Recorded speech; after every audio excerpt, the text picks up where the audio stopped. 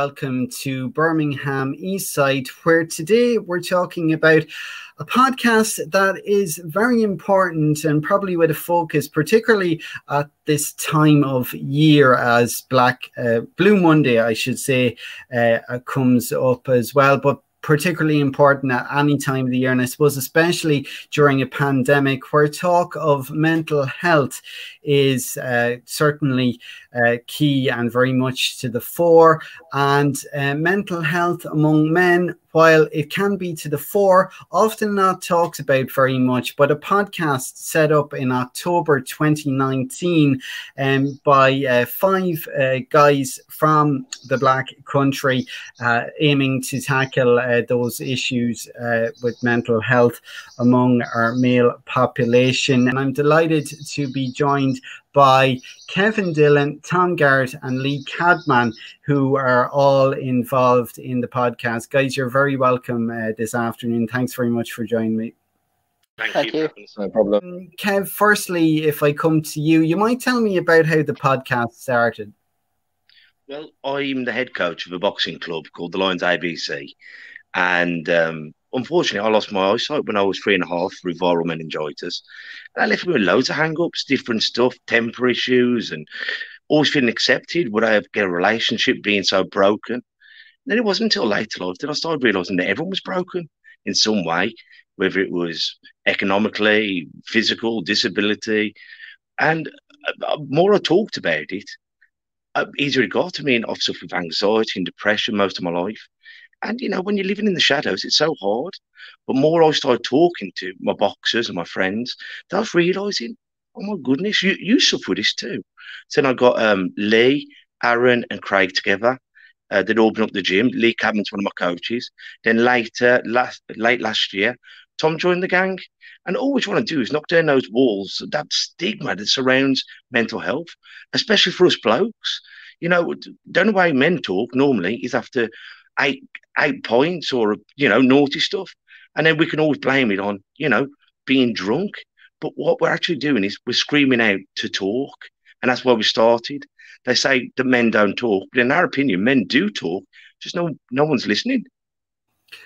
And I suppose the key thing to all of this, well, one of the key things is you're all ordinary guys. You know, no one's famous or anything like that. You know, we were talking before we started and you were just saying like everything from bean counters in Sainsbury's to the local postman to someone in the gym. You know, these are the kind of stories that resonate with everybody. It's for the average day folk. I mean, we've been blessed to have like GB boxers on there and other, you know, tough guys.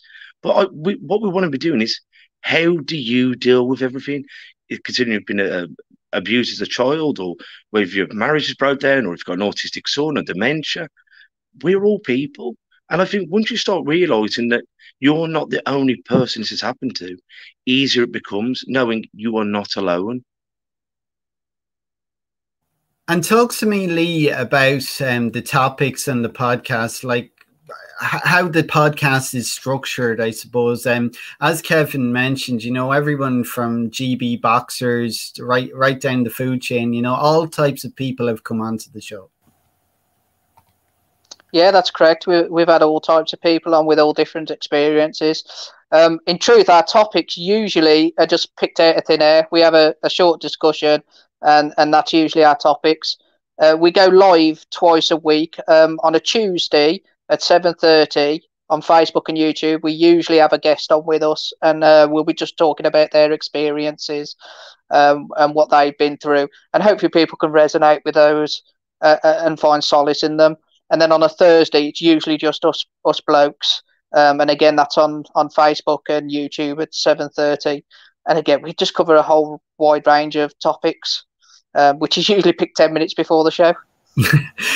Preparation is key. I've been telling people a lot in the last couple of months, but I suppose nothing beats just throwing yourself into the mix of an interview, very much like I'm doing with this particular one. In fact, I just heard you on BBC West Midlands this morning, Lee, and popped you a message straight away, and you're kind enough to organise this at very short notice.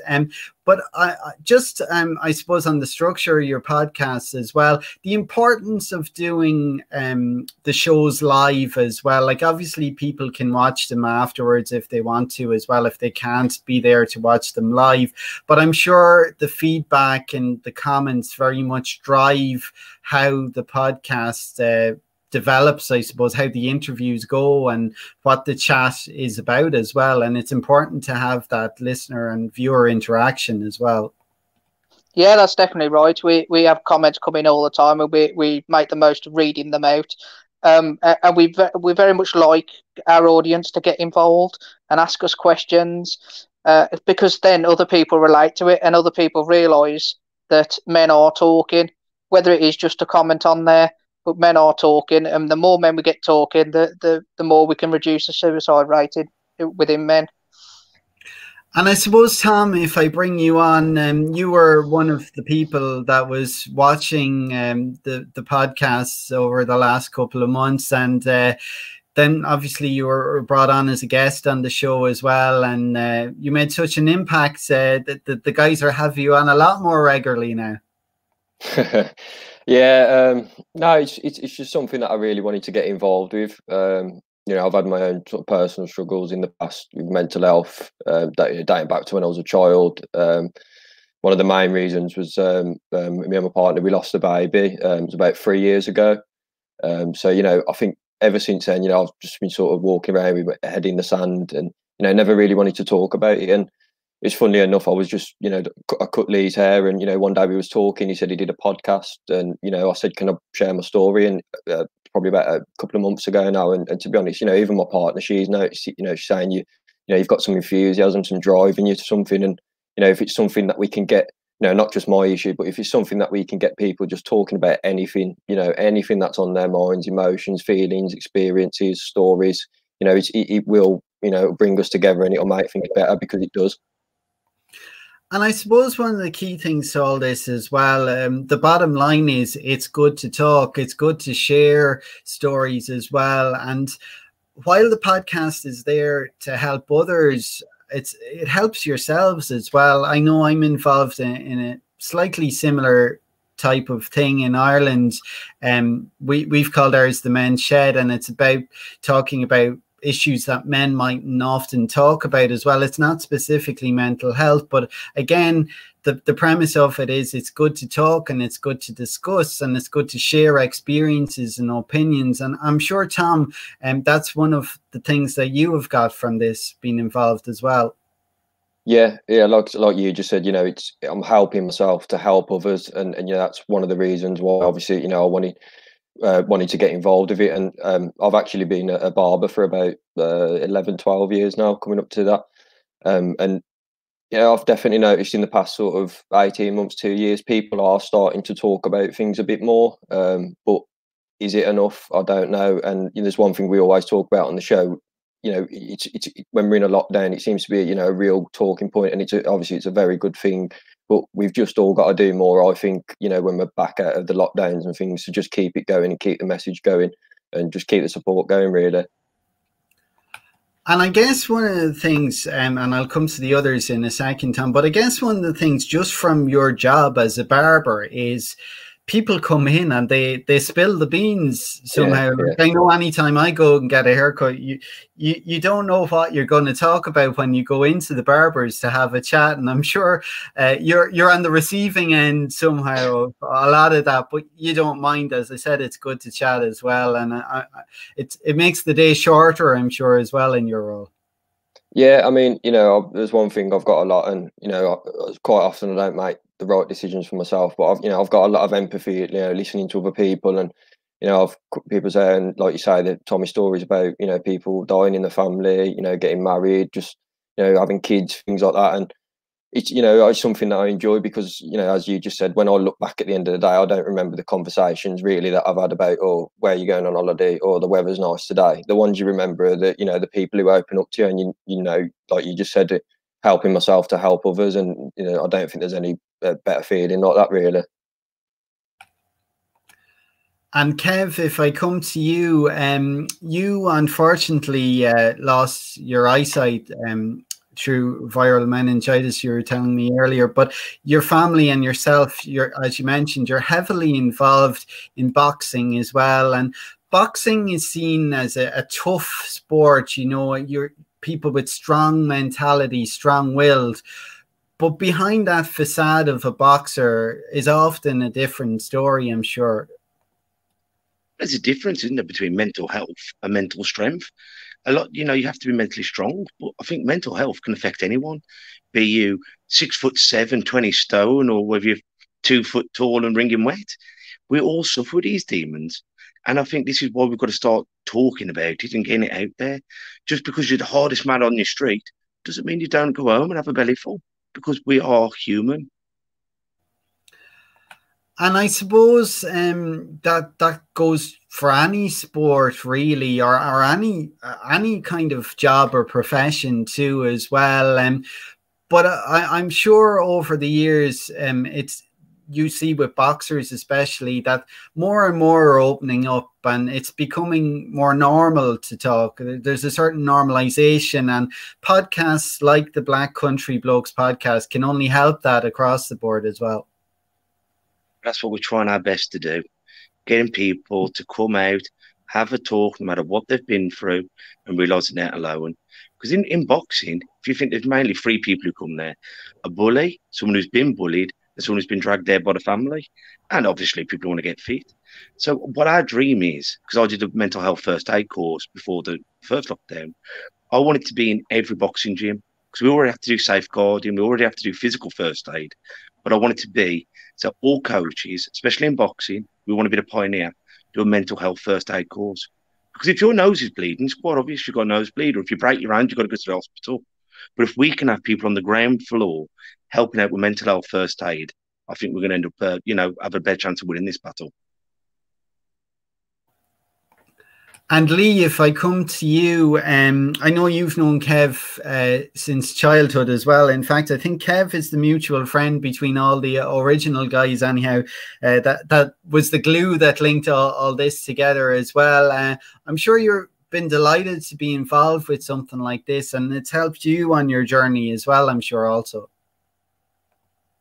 Yeah, it definitely has. I've always found it hard to talk to people, to talk to my own wife, in fact. But getting involved in this podcast has definitely opened it up. And I feel more confident in talking to people and getting help when I need it now. I have a severely disabled daughter myself, and that's brought a lot of stress, a lot of worry, and a lot of anxiety. But being able to talk to people who are like-minded has really helped that. And of course, for yourself as well, it's just like chatting with the mates down the pub, I guess. And I guess for the rest of the guys involved as well, you know, it's just you're in front of a camera and you just start chatting away on a Thursday or as a Tuesday, whatever it might be, when you have a special guest. As you said, you know, you don't do much preparation, and maybe that's the key to all of this as well, that everything is very natural and sporadic, and, you know, people can engage with something like that a lot more easily. Yeah, definitely. So we don't do much preparation, but there's a lot that goes on behind the scenes, organising interviews and things like that. But actually, what we're going to talk about is usually a 10-minute conversation.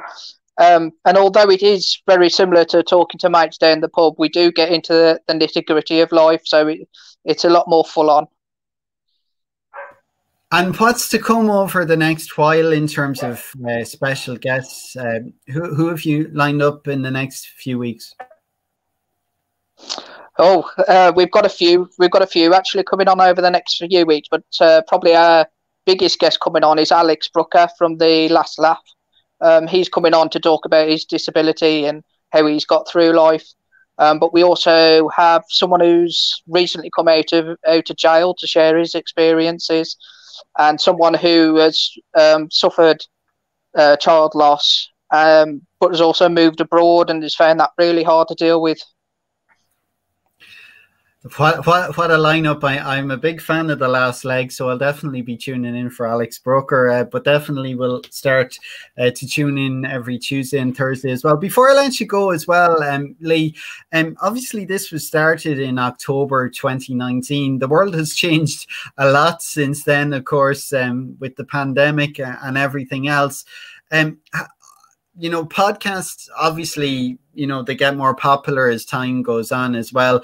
But have you seen particular engagement a lot more among people during the pandemic? Because there has been a lot of talk about mental health struggles with people in lockdowns and everything else as well. I guess it's no different with the people that listen and watch your podcast. Yeah, that's right. There has been more engagement, but people have got more time to sit at the moment and watch a podcast or listen to a podcast. So there has been a lot more engagement, but we still need to do more. I was speaking to Kev probably only a couple of days ago about where we take the podcast from this point now, because we want to do more. We want to be out more in the public. We want to get the message out there even more that you can talk. And hopefully once all this dies down, we're going to look at doing support groups out of the boxing club, which we're really looking forward to doing. Brilliant stuff. Listen, thanks very much. All the best with it. Thanks very much to Kev Dillon, Tom Garrett and Lee Cadman for joining me on Birmingham Eastside, and all the best with it. And I suppose a final plug for Black Country Blokes. Every Tuesday and Thursday on YouTube and on Facebook, we'll all be joined in. And of course, you're on various social media channels as well. You're also on Twitter as well, I think, so people can follow you there. But thanks very much, guys, for joining me today. We're also on all good podcast platforms. There's no bad ones, right? So you can be found on Spotify, Apple Podcasts, iTunes, the works. Yeah. Brilliant stuff. Thanks very much once again, lads, for joining me. Thank you.